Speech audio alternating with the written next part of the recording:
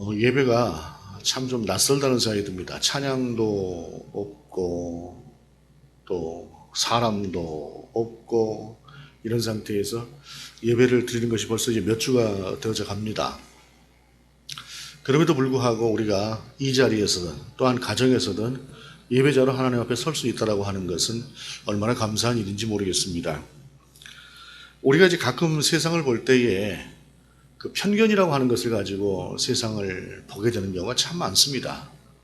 누군가의 이야기를 들을 때도 그 사람의 이야기를 들으려고 하지 않고 내가 이미 정답을 가지고 누군가의 이야기를 들으려고 한다면 우리는 사실상 정확한 것을 듣지 못하는 경우들이 참 많습니다. 예배에 관한 것도 마찬가지입니다. 요즘 한참 그 예배에 대한 이야기들, 교회에서 예배를 폐하고 가정에서 예배를 드리는 것들에 대해서 굉장히 우려하고 염려하는 그런 말들도 많이 있습니다. 그런데 제가 가장 제 나름대로 제 신앙을 두고 고백할 수 있는 것은 누군가의 말을 인용해서 고백한다면 이와 같습니다. 세상이 우리를 향해서 총칼을 들이밀고 예배를 드리면 죽이겠다고 한다면 우리는 죽음을 각오하고 예배를 드릴 것입니다.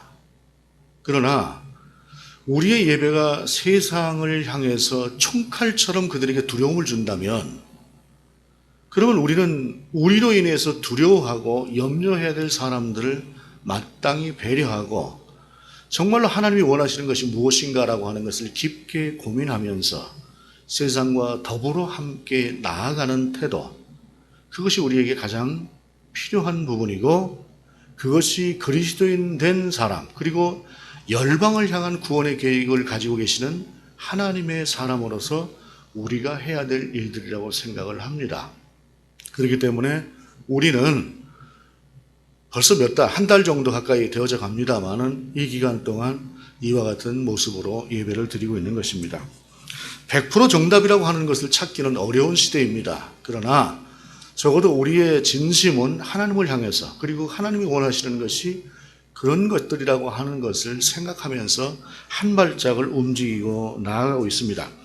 오늘 본문의 말씀입니다. 예수께서 길을 가실 때에 날 때부터 맹인된 사람을 보신지라 제자들이 물어 이르되 라삐여 이 사람이 맹인으로 난 것이 누구의 죄로 인함이니까 자기니까 그의 부모니까.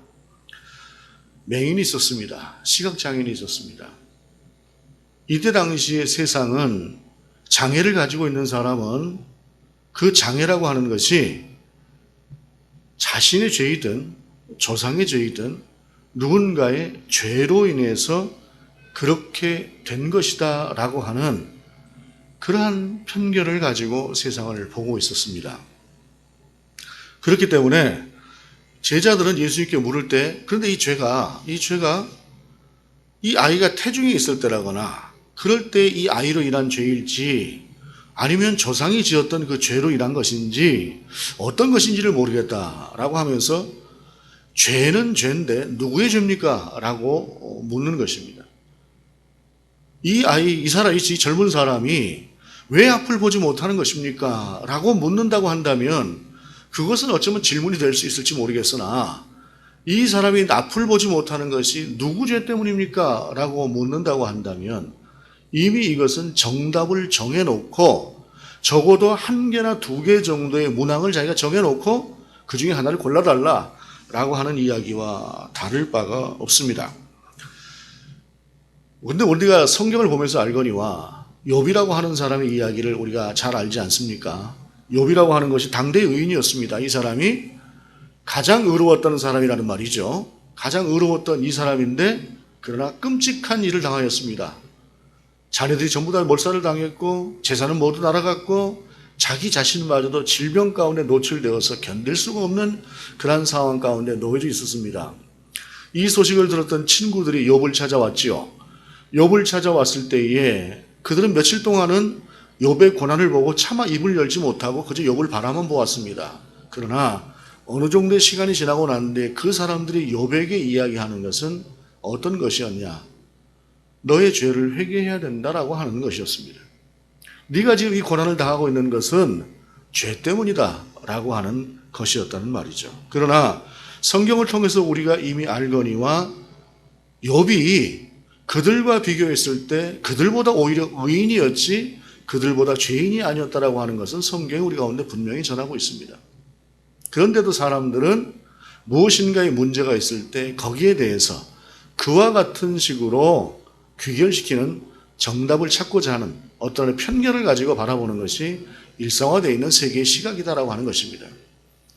얼마 전에 우한으로부터 코로나19가 발생했을 때에 이 땅에 있는 많은 종교계 지도자들 중에서 그것을 두고 여러 가지 말들을 하기도 했습니다. 그런데 여러분, 시간이 지나가고 나면서 전혀 다른 모습들이라고 하는 것을 발견하게 되지 않습니까? 오히려 그들 속에서는 가장 의로운 나라라고 생각하는 나라들조차도 이제는 심각한 상황에 놓여져 있고 그들이 살고 있는 지역에서조차도 엄청난 일들이 벌어지고 있는 이 상황을 보면서 또 어떤 식으로 말을 바꾸어 갈지 참 마음이 안타까운 그러한 생각을 하게 됩니다. 여러분, 누군가가 힘들어할 때는 그들과 함께 그 고통을 염려하고 기도하는 것이 그리스도인의 책무이지 그것을 놓고 누구의 죄 때문이다 라고 이야기하는 것은 참 어리석은 우매한 짓이다라고 하는 것을 우리가 알 수 있습니다. 그와 같은 이야기들이 인터넷상에도 참 많이 돌아다니는데 그들이 유명한 사람들일 수는 있으나 그러나 그들이 영적으로는 먹통이라고 하는 것을 스스로 증명하는 것이 그와 같은 상황이다라고 하는 사실입니다.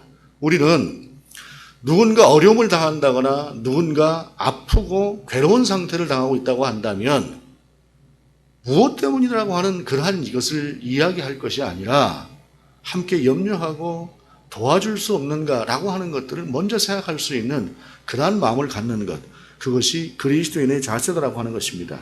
이러한 어리석은 질문에 하나님께서는 말씀하시는 것이 그에게서 하나님이 하시는 일을 나타내고자 합니다. 죄 때문이 아니다. 그를 통해서 뭔가 역사를 나타내고자 합니다. 라고 하는 하나님의 계획에 대해서 말씀하십니다. 그러면서 그 계획 중에 하나가 당신께서 그 사람을 통해서 이루실 일들이 바로 하나님의 계획이다라고 하는 것을 말씀하십니다. 그리고 나서 실제로 어떻게 하시느냐? 6절 이하에 보게 되면 이 말씀을 하시고 땅에 침을 뱉어 진흙을 이겨 그의 눈에 바르셨다라고 말씀하고 있습니다. 진흙을 이기는데 아마도 무엇인가 옆에 물이 있었다고 한다면 그 물을 사용하셨을 것입니다. 그러나 진흙을 이길 만한 물이 주변에 아무것도 없었기 때문에 예수님께서는 당신의 침으로 그 진흙을 바르셨어요. 그런데 왜 주님께서는 그냥 눈을 뜰지어다 라고 말씀하시면 될 텐데 진흙을 이겨 바르셨을까요? 우리가 특히 우리의 정서로 침이라고 하는 것, 남의 침이라고 하는 것은 우리가 그렇게 썩 좋지 않게 느껴지는 부분이기 때문에 침을 뱉어 발라 진흙을 바르셨다고 하니까, 개어서 발라주셨다고 하니까 우리는 별로 좋지 않은 어떤 선입견을 통해서 이 본문을 잘 이해하지 못할 수가 있어요. 그런데 이 본문 속에서 우리 주님께서 침을 뱉어서 진흙을 개어서 그의 눈에 발라주셨다라고 하는 것은 본문 뒤쪽에 보게 되면 이 이야기가 계속해서 4번이나 나와요. 진흙을 개어 발랐다, 진흙을 개어 발랐다, 진흙을 개어 발랐다 라고 하는 말이. 그 이유는 13절에 말씀하고 있는 것처럼 이날이 안식일이기 때문에 그래요. 왜? 안식일에는 이 일을 하면 안 되는 거예요. 그런데 진흙을 개어 바르는 행위 자체가 이 일이에요. 그렇기 때문에 우리 주님께서는 일부러 바리새인과 유대주의자들을 격동시키기 위해서 이와 같은 행위를 하고 계시는 것이에요. 다시 말씀드리지만 옆에 물이 있었다고 하면 물로 계셨을 거예요. 그러나 그 물도 없어졌기 때문에 그러한 상황 가운데서 외식주의에 사로잡혀 있는 그 바리새인들을 향해서 본질의 문제를 생각하지 않고 하나님이 무엇을 생각하는가, 원하시는가라고 하는 것을 생각하지 않고 자신들이 정해놓은 그 율법대로 법리대로만 살아야 된다고 하는 것을 고집하는 그들을 깨우치기 위해서 우리 주님은 바로 그와 같이 침으로 진흙을 끼워서 그의 눈에 바르셨다라고 하는 사실입니다. 그러면서 말씀하시지요. 실로암에 가서 씻어라 라고 말씀하십니다. 다시 말씀드리지만 그 자리에서 낫게 하셨을 수 있음에도 불구하고 실로암 못이라고 하는 곳에 가서, 연못이라고 하는 곳에 가서 씻도록 그에게 명령하신 것은 그의 순종을 보신 것입니다. 여러분, 본문 속에서 볼 때 이 사람은 장성한 사람이에요. 장성한 사람일 때에 수십 년 동안 그가 나면서부터 소경된 자로 살면서 어쩌면은 여러 번 눈을 뜰 수 있는 방법에 대해서 사람들 속에 어떤 민간요법과도 같은 그러한 이야기들을 여러 번 들었을 수도 있을 것입니다. 그렇기 때문에 예수님께서 진흙을 개어서 그의 눈에 발라주셨을 때에 가서 실로암 못에 가서 씻어라 하게 되면 별 이상한 사람 다 봤네 하고 어떤 순종의 행위로 자기 자신을 나타내지 않았을 수도 있을 것입니다. 그러나 그는 그 말씀에 기대를 가지고 실로암 못까지 갔고 그곳에 가서 씻었습니다. 그와 같은 순종이라고 하는 자세를 통해서 그의 눈은 떠졌던 것이죠.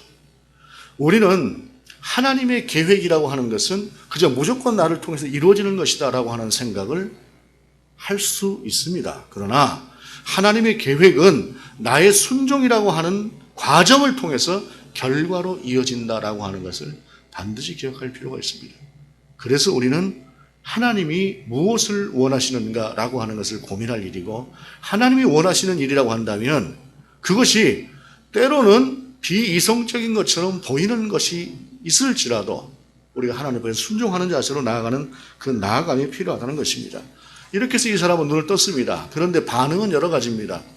유대인들이 이 사람을 보니까 눈을 떴는데 전에 그 거린이었던 그 사람이 아닌가 하고 어떤 사람은 비슷하지 아니야 다른 사람이야 라고 이야기하는 사람도 있었습니다. 그때 이 사람이 내가 그 사람입니다 라고 고백을 하는 것이에요. 그러니까 주위에 있던 사람들이 유대인들이 이 사람을 데리고 바리새인들에게로 갑니다. 왜 갔습니까? 눈을 떴다고 하는 이 사람의 고백대로 창세 이후로 맹인이 눈을 떴다고 하는 얘기를 내가 들어본 적이 없다라고 할 만큼 이 엄청나고 놀라운 사건이 터졌음에도 불구하고 그들은 그 하나님께서 일으키신 기사와 이적보다도 안식일을 어겼다라고 하는 그 한 가지를 더 중요하게 생각을 하면서 이 사람을 바리새인들에게 데려가서 일종의 심판을 받고자 했던 것이다 라고 하는 것이죠. 우리가 세상을 보면서 언제나 우리는 본질의 문제냐 본질의 문제가 아니냐라고 하는 것들을 고민하면서 바라볼 필요가 있습니다. 물론 우리는 틀릴 수 있습니다. 그러나 하나님께서는 우리가 100% 맞는 정답을 살아가기를 원하시는 것이 아니라 얼마만큼 하나님의 뜻에 순종하고 하나님의 뜻에 맞추어서 나를 드리는가라고 하는 것을 보시는 분이 하나님이시다라고 하는 사실입니다. 그렇기 때문에 저는 반드시 예배당에서 예배를 드려야 된다고 고집하는 분들도 우리가 너무 지나치게 정죄해서는 안 된다고 생각합니다. 왜냐하면 그분들도 그분 나름대로 그것이 신앙의 모습이에요. 답답하지만 그래도 그들은 그것이 하나님을 향해서 맞게 서는 것이다라고 생각하는 것이에요. 그렇기 때문에 그들에 대해서는 안타까운 마음으로 우리가 바라볼지언정 비난하고 정죄하고 욕을 하고 하는 것은 우리가 하지 않아야 될 일이다라고 하는 것을 기억했으면 좋겠습니다. 그러나 얼마 전에 있었던 그 생수의 강이라고 하는 교회와도 같은 교회는 좀 지나쳤지요. 그런 것은 안 되는 것이지만 그러나 그래도 주일날 예배당에서 예배를 드려야 되겠다라고 하는 그러한 교회들에 대해서는 우리가 마음속으로 판단을 할지언정 그것을 우리의 입으로 욕을 하는 행위까지는 안 가는 것이 맞다라고 하는 사실입니다.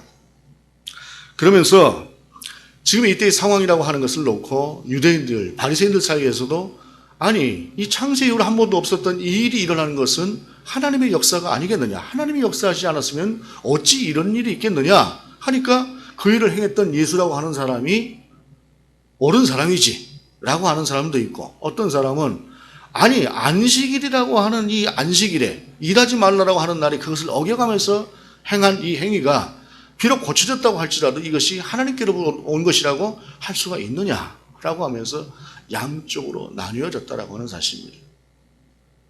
혹시라도 안식일이라고 하는 것을 지키는 것이 정말로 하나님의 뜻이라고 하는 것으로 생각을 하고 그것이 하나님을 사랑하는 마음으로 바리새인 중에서 누군가 그렇게 주장을 했다고 한다면 어쩌면 그것은 이해를 할 수도 있을 일입니다.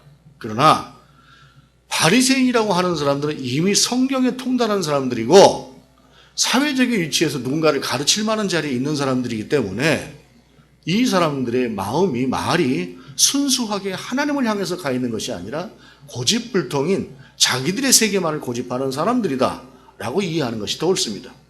이렇게 해서 나눠지는 상태에서 이 사람들이 이제는 바리새인에게서 답을 찾지 못하니까 뭔가 빌미를 찾고자 누구에게로 가느냐? 이 눈을 고치게 된, 시각장애에서 눈을 뜨게 된 이 사람이 부모에게로 갑니다. 이거 당신 아들 맞습니까? 맞습니다. 이게 어떻게 해서 날 때부터 맹인이었던 게 맞습니까? 하고 물어요. 그럼 어떻게 해서 고친 거예요? 하니까 이게 부모들이 순간적으로 대답을 못해요. 왜냐하면 본문에 이렇게 나와 있습니다. 22절에 부모가 이렇게 말한 것은 이미 유대인들이 누구든지 예수를 그리스도로 시인하는 자는 출교하기로 결의하였으므로 그들을 무서워함이로라. 사실 본문의 상황은 예수님 공생의 기간의 상황이라기보다 이 요한복음이 쓰여졌던 상황, 1세기 후반 정도, 그 정도 부분의 상황을 사실은 이제 배경으로 해서 쓴 것이긴 합니다만, 어찌되었든 간에 바리새인들이 예수님에 대해서 지나치게 반대를 하고 있었기 때문에 예수님을 따른다고 하게 되면 그 세계에서 어찌 보게 되면 매장을 당할 만한 그러한 상태에 있고 위협적이게 되기 때문에 부모가 이야기를 못한 거예요. 자식이 컸으니까 자식에게 물어보십시오. 세상에 생각을 해보십시오. 아들을 딱 낳았는데 이 아들이 태어나면서부터 앞을 못 봐요. 태어나면서 몇 달이야 아들이 이 아이가 보는지 못 보는지를 모르지요.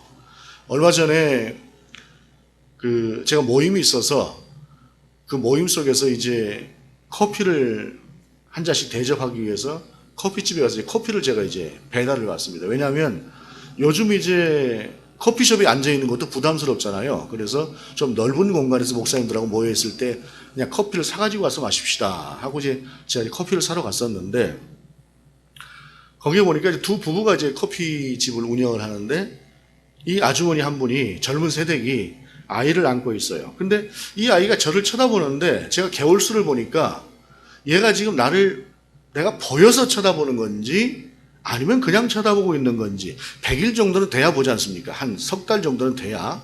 그래서 이제 물어봤어요. 몇 개월 됐습니까? 했더니 3개월 지나서 이제 조금씩 봐요 그러더라고요. 그러니까 뭐 3개월 되기 이전에는 아이가 태어나서 보는지 안 보는지는 잘 모르지만 석 달이 지나고 100일이 지나고 1년이 돼도 이 아이가 세상을 보지 못한다고 한다면 그 부모는 얼마나 마음이 아프겠습니까? 그런데 장성한 아이라고 사람이라고 하는 걸 보니까 적어도 20살 이상이 된 거예요. 이러던 아들이 어느 순간인가 앞을 보게 된 겁니다. 이 부모의 입장에서 이보다 더 기쁜 일이 어디 있겠습니까? 그런데 그 기쁜 마음조차도 얼마나 위협적으로 이들을 향해서 달려들었으면 그 부모가 그 얘기를 못하고 자식한테 물어보라고 이야기를 했겠습니까? 여러분, 형식주의라고 하는 것, 이것이 지나치게 되면 이와 같은 상황이 된다고 하는 것입니다. 본질조차도 왜곡시켜버리는 그런 상황이 된다고 하는 것이죠. 그래서 우리의 눈은 늘 하나님을 향해서 열려 있고 우리의 귀도 늘 하나님을 향해서 열려 있어야 됩니다. 그래서 누군가가 아주 엉뚱한 주장을 하면 몰라도 누군가가 그래도 일리가 있는 주장을 하게 되면 그래도 한 번쯤 생각해보고 들어보고 하는 그러한 태도가 필요한 것이죠. 육신적인 시각 장애라고 하는 것은 우리가 살아가는 날 동안에 100년 미만의 시간을 좌우할 뿐입니다. 길어봐야 100년 조금 넘게. 그런데 영적으로 눈이 멀어버리면 그 사람에게는 소망이 없습니다. 이 땅을 살아가는 날 동안만 그들이 세상이지 우리가 이 땅을 떠나게 되는 그 순간, 그리고 하나님께서 예비하신 그 영원한 시간이 열리는 그때에 영적인 눈이 닫히는 사람들에게는 오히려 모든 것이 닫혀버리는 그러한 결과를 갖는 것이다라는 것입니다. 그래서 우리가 두려워할 것은 육신적인 무엇인가를 보지 못하는 안목이 아니라 영적인 세계를 바라보지 못하는 그러한 안목을 더 두려워해야 할 것이다 라고 하는 것입니다. 이런 상태에서 그에게 다시 가서 묻습니다. 그때 그가 이렇게 대답을 합니다. 고침을 받았던 그가, 그 사람이 대답하여 이르되 이상하다. 이 사람이 내 눈을 뜨게 하였을 때 당신들은 그가 어디서 왔는지 알지 못하는도다. 하나님이 죄인의 말을 듣지 아니하시고 경건하여 그의 뜻대로 행하는 자의 말은 들으시는 줄을 우리가 아나이다. 창세 이후로 맹인으로 난 자의 눈을 뜨게 하였다함을 듣지 못하였으니 이 사람이 하나님께로부터 오지 아니하였으면 아무 일도 할 수 없으리이다. 거린이었습니다. 그러니 그 집안이 얼마나 가난했다는 이야기입니까? 앞을 보지 못하니 2000년 전에 이 사람이 교육을 받았을 리도 전무합니다. 그래도 이 사람은 본질을 압니다. 하나님이 하시지 않았다면 이 일이 어떻게 됩니까? 라고 하는데 오히려 배웠다고 하는 사람, 많이 알고 있다고 하는 사람, 사회적인 지도층에 있는 사람은 자기의 편견에 갇혀서 아무것도 하지 못하고 있다고 하는 사실입니다.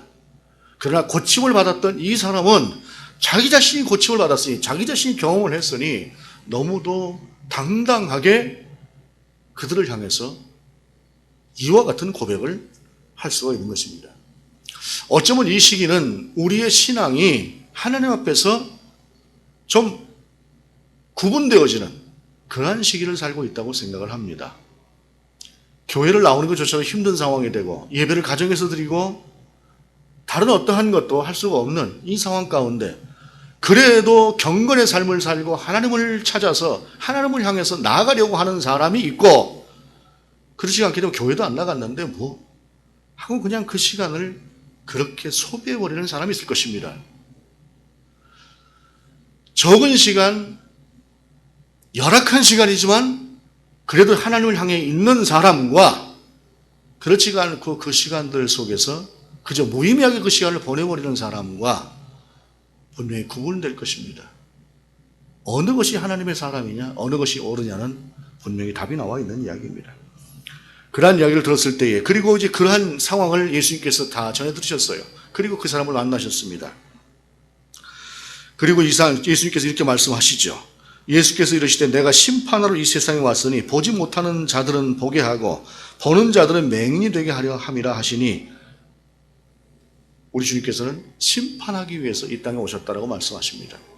우리는 분명히 몇 주 전 요한복음 3장을 통해서 하나님께서 이 세상에 아들을 보내신 것은 세상을 심판하려 하심이 아니라 세상을 구원하려 하셨다라고 하는 말씀을 들었습니다. 하나님은 세상을 심판하기 위한 것이 아니라 구원하기 위한 분이십니다. 그런데 오늘 본문은 심판하러 오셨다라고 말씀하고 있습니다. 무엇 때문일까요? 눈앞에 뻔히 보고도 이것이 하나님께로부터 왔는지 아니면 다른 곳으로부터 왔는지 하나님 앞에 여쭤보지도 않고 자기 스스로 하나님이 돼서 판단하고 오히려 하나님께로부터 온 것들을 악으로부터 온 것이다라고 우기는, 말하자면 성령을 거스리는 죄를 짓고 있는, 판단할 수 있음에도 불구하고 그 판단을 자기의 임의대로 자기의 이익을 위해서 판단하고 있는 그들을 향해서 그들은 심판하러 오겠다, 심판하러 오셨다라고 하는 것이 본문의 말씀이다라고 하는 사실입니다.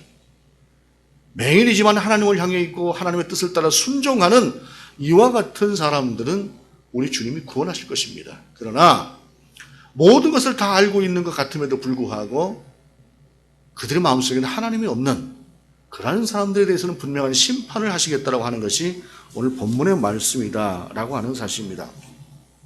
어쩌면 우리는 표적 자체에 더 관심을 가질지도 모르겠습니다. 그러나 그 표적은 이 사람으로 하여금 결국에는 믿음을 갖게 하고 온전한 그리스도인이 되게 하기 위해서 그 표적을 일으키셨습니다. 그 찾아온 그에게 묻지요. 네가 인자를 아느냐? 모릅니다만 알고 싶습니다. 너하고 얘기하는 내가 그 인자다. 내가 그리스도다. 내가 하나님의 아들이다. 그에게 선포하시면서 그가 믿습니다라고 하는 고백을 우리 주님 앞에 하게 하셨던 분이 우리 주 예수 그리스도이십니다. 우리가 사는 세상 속에서는 하나님의 역사라고 하는 것이 참 다양하게 일어날 수 있습니다.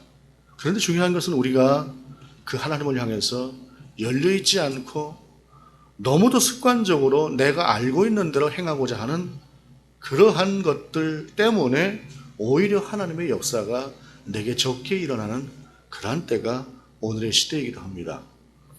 우리가 잘 아는 군대 장관 나아만의 이야기가 있습니다.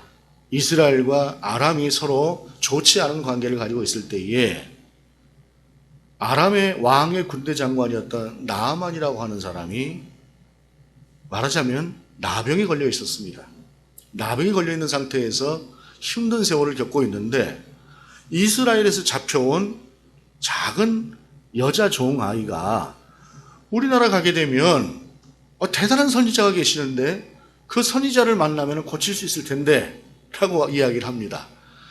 여러분, 나병이라고 하는 것이 얼마나 힘든 병이었겠습니까? 이 사람이 이스라엘 향해서 찾아가지요. 왕의 서신을 들고 이스라엘 왕에게로 갑니다.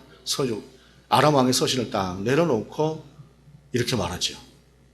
내가 고침을 받으러 왔다 하니까 그때 이스라엘 왕이 뭐라고 이야기를 합니까? 열왕기하 5장 7절의 말씀입니다. 이스라엘 왕이 그 글을 읽고 자기 옷을 찢으며 이르되 내가 사람을 죽이고 살리는 하나님이냐?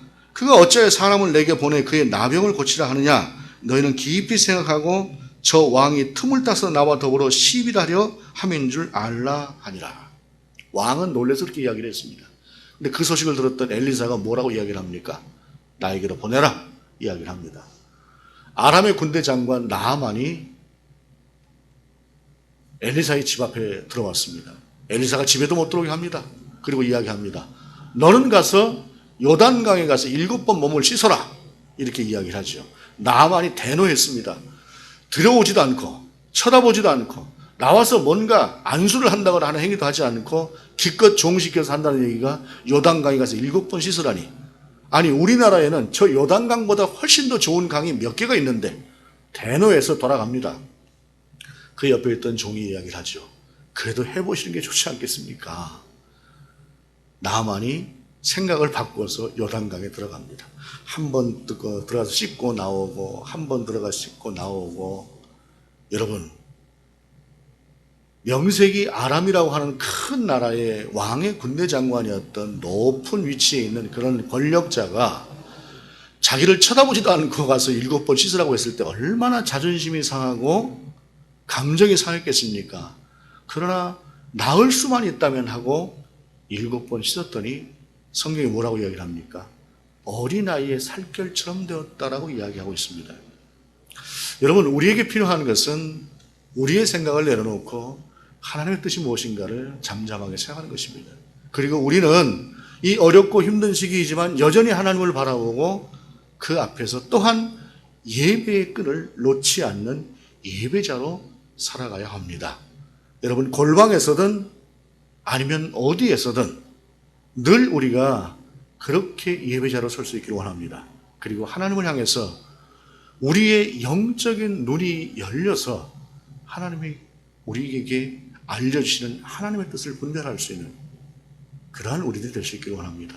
하나님이여 우리의 눈을 열어주소서 라고 기도할 수 있는 우리가 될 수 있기를 원합니다. 기도하시겠습니다. 하나님, 어렵고 힘든 시기를 우리가 살아내고 나갑니다. 특별히 예배조차도 자유롭지 못한 이 시대 가운데 우리가 예배의 소중함을 알게 하시고 하나님과의 만남의 귀함을 알아가는 시간 되게 하시옵소서.